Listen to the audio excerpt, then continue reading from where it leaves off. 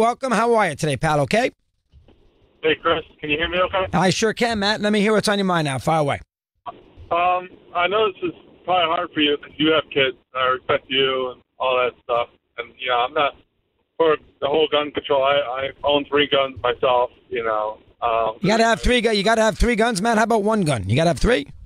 Well, I don't want to get into this argument because that's not why I called, but it's a hobby of mine. So, but you're not gonna with this Congress. They got to do something with these tests more than the background check, in my opinion.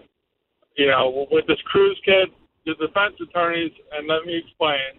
These defense attorneys have to have this kid plead not guilty by reason of insanity because these lawyers need to also speak out with this whole insanity and with people who shoot more than like 2 people, even 1 is wrong.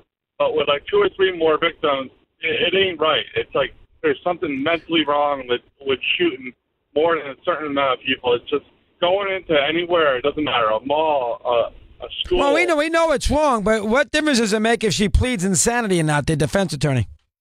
Because when it comes to a number of victims, a certain number of victims, however you want to put it, 1 through whatever, with this 17, there's something wrong with, like, when you shoot more than, like, 3 people, it's not an angry crime. It's like something that you just go into. I understand that, but whether the person is insane or not is I don't care about the person anymore. Well, let them do what they want. Let them throw them in jail. Let them put them in an insane asylum. I'm not interested in Nicholas Cruz. I have no interest in him, and nobody else in America does either. And what the justice system does with him, Matt, the justice system will do. I mean, we all know he's going to be locked up in some capacity, and his life is over. Well, I'm not a believer in capital punishment. I don't necessarily think that's a deterrent. But if they want to do that too, I'm not gonna fight for him. But I don't know what I'm not interested in what happens to him. I'm interested with the 17 people. That's what I'm most interested in. Here's Alan in Boston, Mad Dog Unleashed. Alan, good afternoon. How are you today? I'm good, but I'm really, I'm really, really, really upset. The FBI is just such a. Do you know how much money they wasted on Roger Clemens? Never mind Barnes. I mean, do you know what fools they look like afterwards?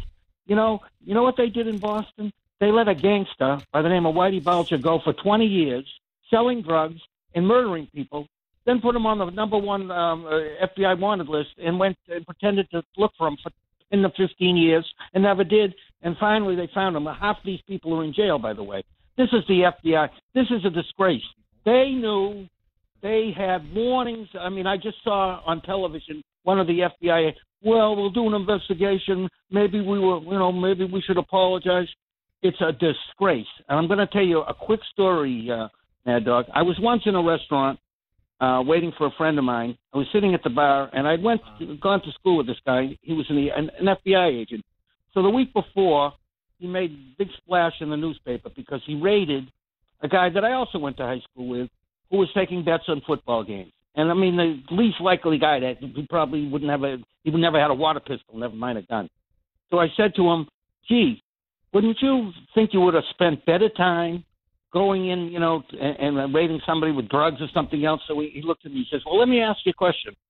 If you were me, would you go in there and raid him with no chance of any problem? You just, okay, and get my name in the paper?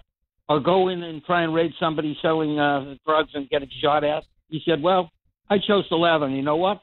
I'll get a promotion for doing that. Well, hopefully he's no longer an FBI agent, that person. I understand safety here is a factor. That Bulger thing, I don't know. I didn't see the movie Black Mass, so I'd rather not. I'm not going to get involved in that. All I know is the FBI dealing with this issue is just an incredible waste of time. And they had this kid, and this wasn't even that dangerous. He was a 19-year-old kid.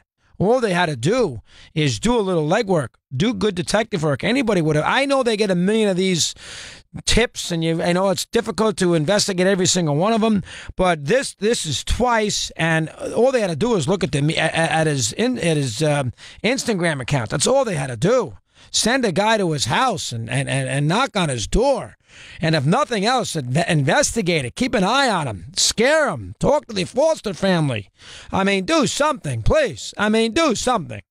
And yet what they have been wrapped up in, a good part of the FBI in the last whatever it is an asinine, ridiculous. Whether these coaches committed crimes or not, I mean, fair enough. They did something probably legally wrong. I'll buy that.